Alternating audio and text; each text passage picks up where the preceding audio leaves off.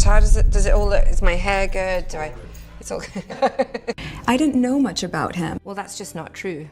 I'm not sure exactly what the outcome will be, but definitely not. People close to Meghan are whispering that her struggles are no longer quiet, that the cracks she's been trying to hide are beginning to spread, that the world is about to see a different Meghan, not the confident duchess in designer dresses, but a woman fighting battles she can no longer control.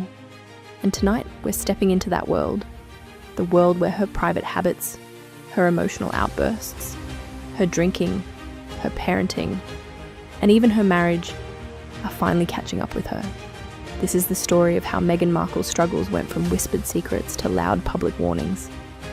And it all begins on the night everything came spilling out. It started at a glamorous party, one of those events where everyone looks perfect, the lights are soft, and the music is just loud enough to make people feel important. Meghan arrived dressed like she always does, elegant, polished, ready for photos. But as the night went on, something changed. Sources at the event say Meghan wasn't just sipping a drink, she was living in it. Each hour, her voice grew louder, her laugh sharper, her steps less steady. And then the comments started. At first, people thought she was joking, but then the room shifted. Meghan began talking about Harry, not in a loving way, not in a protective way, but in a way that left guests stunned. She shared things that were far too personal, far too private, intimate details that no partner would ever want repeated. Every time she lifted her glass, the words got stronger. The tone got harsher.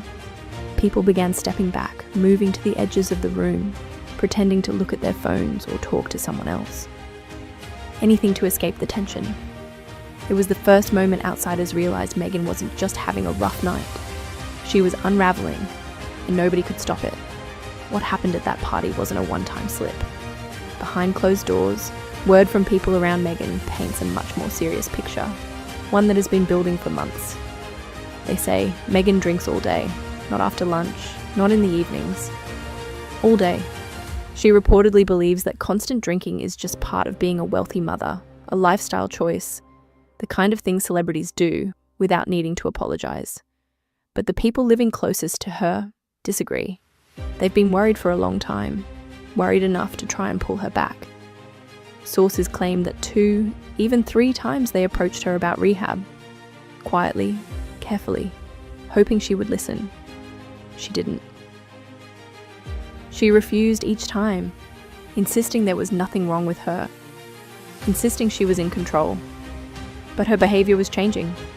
The long afternoons where she disappeared into her room, the slurred phone calls, the nights she wasn't able to drive, the days she seemed distant, irritated, or unfocused. And the most heartbreaking part, the people who tried to help her say she's now in complete denial, that she's slipping deeper into her habits, hiding behind luxury, pretending everything is fine, but it's not fine. And the ones who feel it the most are the 2 children caught in the middle. You would think that someone who posts polished family photos would take special care of their children in everyday life. But according to those around Meghan and Harry's home, the picture behind the scenes is very different. Sources say the children often appear disheveled, not messy in the normal kid way, but in a way that feels ignored. Liliette, who should be around 4.5, was seen wearing a diaper that looked soiled. People who know parenting say that at her age, she shouldn't even be in diapers anymore. She's also been shown wearing the same pajamas over and over. The kind of cheap pair you'd expect to see once, not every single time she appears. But the most puzzling detail, Liliette's wig. A wig that looks unbrushed, tangled, almost forgotten, even though Meghan herself appears in expensive outfits, perfect makeup, and flawless hair. Then there's Archie. Sources say he wears the same small black shoes with white soles every time he's seen. One pair, no variety, no change. Just the same shoes again and again, even as Meghan steps out in $1,600 worth of clothing. And what about Harry? People say he barely talks to the kids. Meghan barely does either. It's the assistants, the friends, or Marcus Anderson. Not the parents who spend the most time actually speaking to them. It's not just neglect. It's a whole family drifting apart under the weight of 2 adults losing control of their own lives. and this is only the beginning. Amid the chaos, one person tried to pull Meghan back. Someone who truly loved her. Someone who had been with her long before the titles, the fame, and the cameras. Her mother, Doria. Sources say Doria confronted Meghan about her drinking, not out of anger, but out of fear. Fear for Meghan's health, fear for the children, fear for the home that was slowly slipping into dysfunction.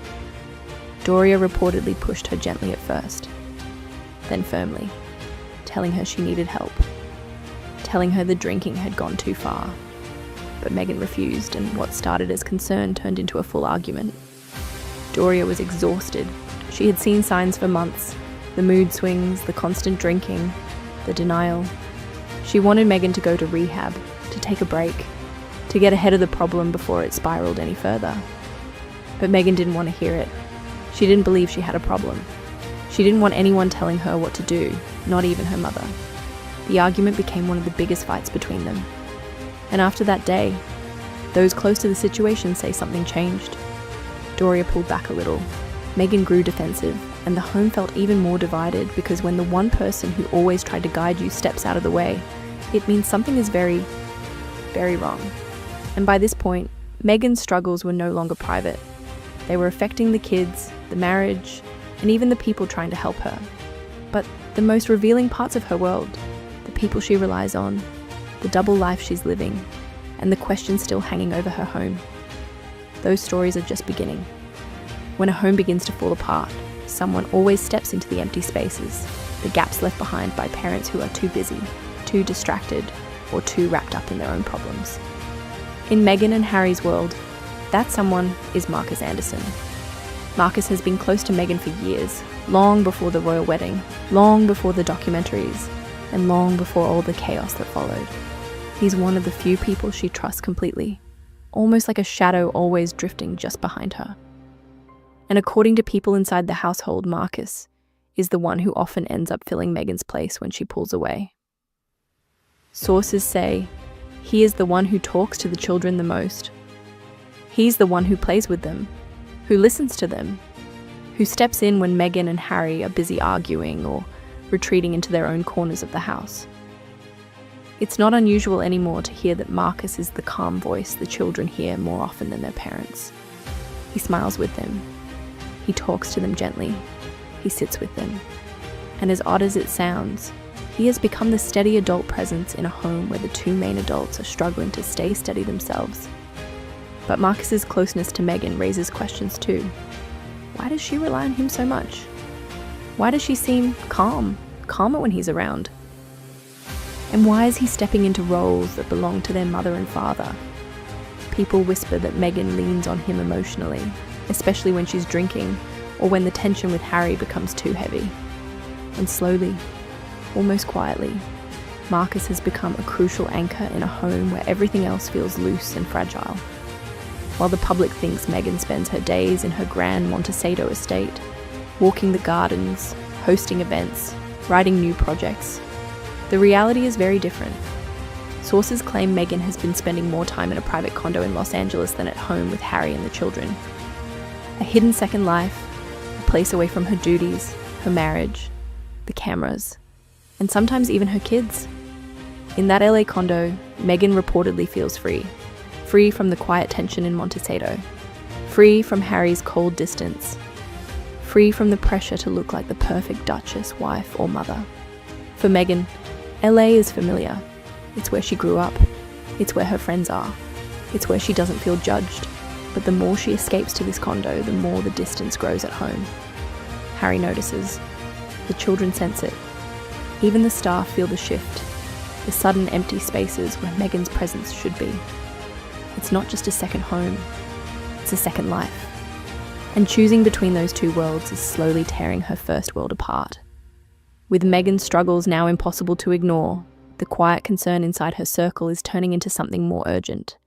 Sources close to the situation are asking painful questions. If Meghan refuses help, who steps in next? If both parents are slipping, who protects the children? If the tension continues growing, will the marriage survive? If the drinking worsens, will someone intervene formally? People whisper about welfare checks, about family intervention, about what could happen if the drinking and the distance continue at the same pace. Harry's silence doesn't help. He is present physically, but emotionally he floats in and out, dealing with his own issues. Some say he's too exhausted to fight. Others believe he's too lost in his own habits and confusion to see what's happening around him. And through all of this, the children remain in the middle, too young to understand the truth, yet old enough to feel the cold spaces, the arguments, the long absences, and the quiet sadness that rests over the house like a heavy blanket.